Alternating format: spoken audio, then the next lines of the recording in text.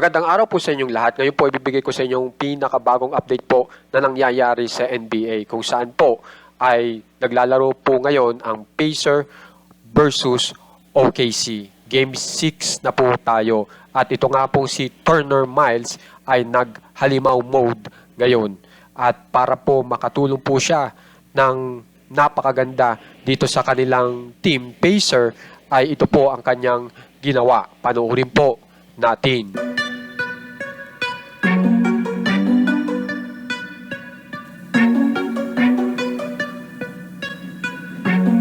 Kung mapapansin nyo, talaga po si Turner Miles po ay talagang atake mode na ngayon versus OKC para may panalo nila ang Game 6.